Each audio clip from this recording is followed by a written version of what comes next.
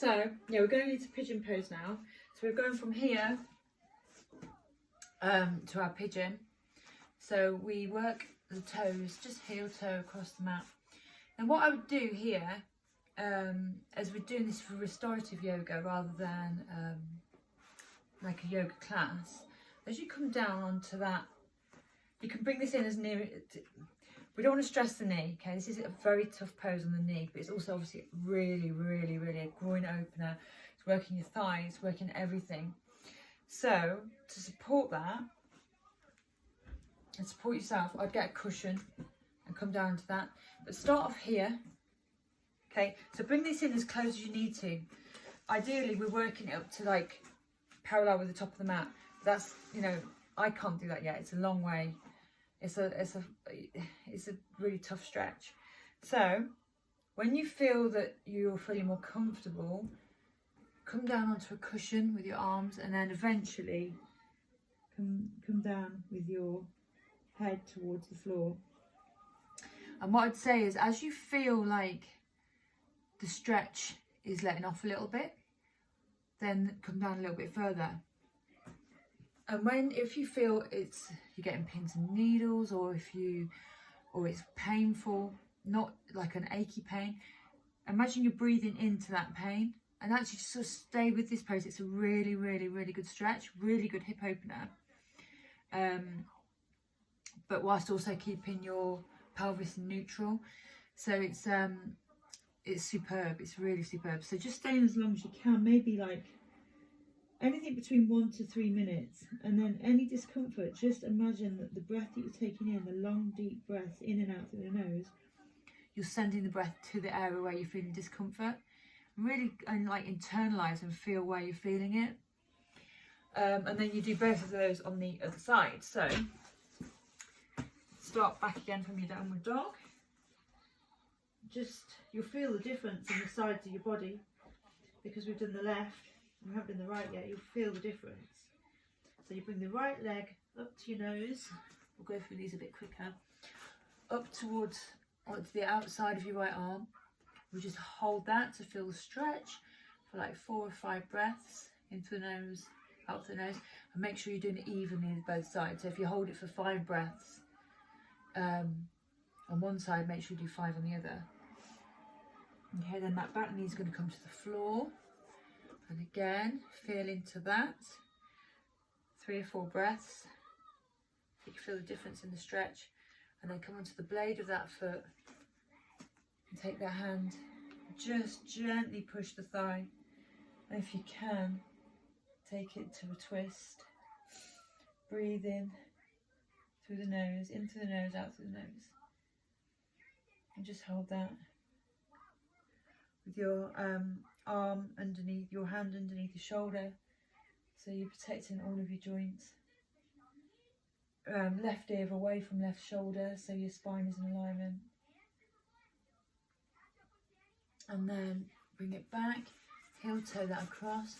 We'll do pigeon on the other side, and again hold it for the same amount of time. So wherever that feels like you're getting the stretch, bring that foot to.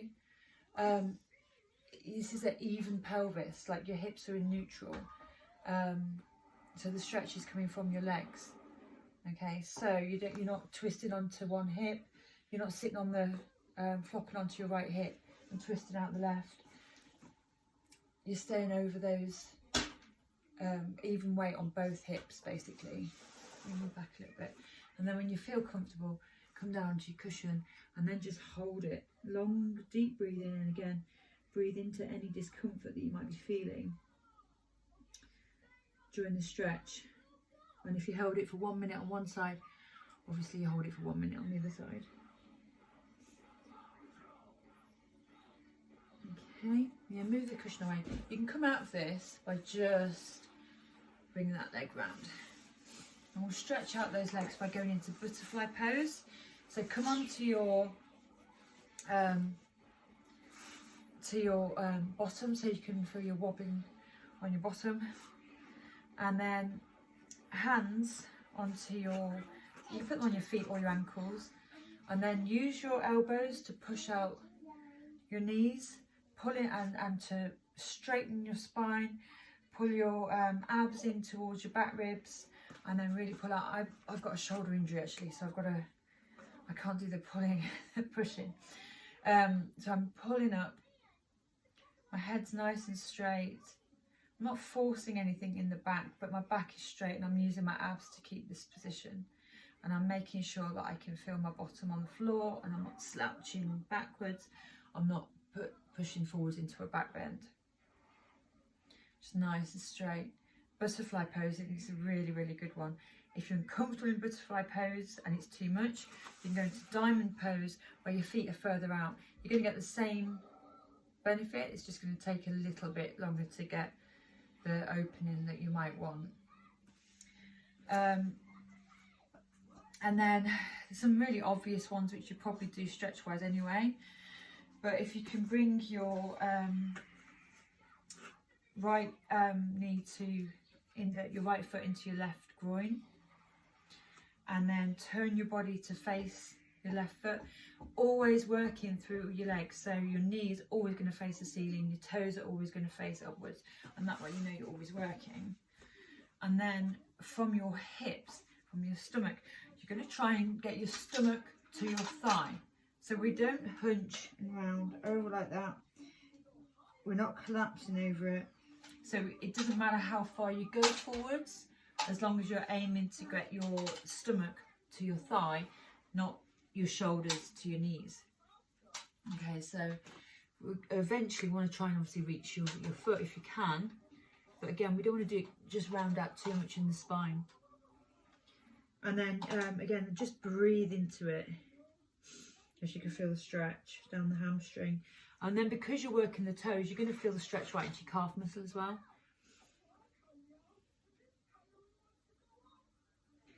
And hold that for like a minute, then take your legs as wide as you can, push onto the back, so you know that you're going onto your bottom, not slouching again, you're not rolling off. I do a Kundalini warm up here, a Kundalini pose, which really is superb for realigning hips. So before I take this to a stretch where I just stay like this for a little bit, I turn to my left leg and sink down, again keeping your spine straight, turn to the centre, sink down and to the right, down, centre, down, left, down. I do that probably for about a minute. It's really, really good at realigning your hips. And then just find some stillness there, so you're getting that stretch down in your groins and across your hamstrings and your lower back. And then you do it on the other side, so you bring that in again and turn towards your foot and take that down to that stretch. You need to make sure you're holding everything on the same amount of time, but I'm obviously just racing through to demonstrate. And then I'll do supine pigeon,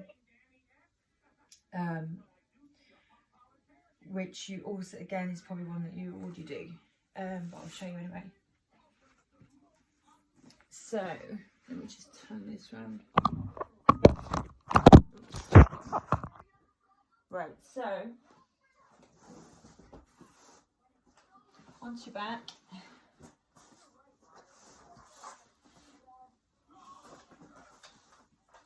And then right leg over left knee, keeping your foot flexed, so you're always working.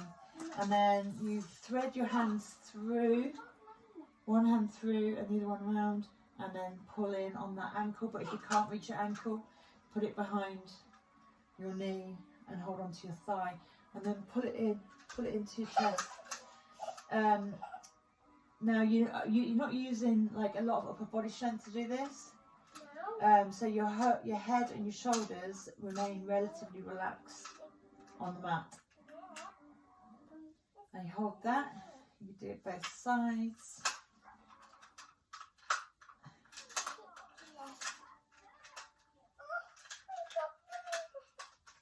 And then I would come into a twist from there, spinal twist, which So if you bring your knees to 90 and arms out flat along the floor, and then twist your legs over to the knees over to the side, keeping your opposite arm, opposite shoulder on the floor, and then you look over the opposite shoulder and you just hold it. Feels so good. Hold it as long as you want, but again, make sure it's the same. Probably about a minute.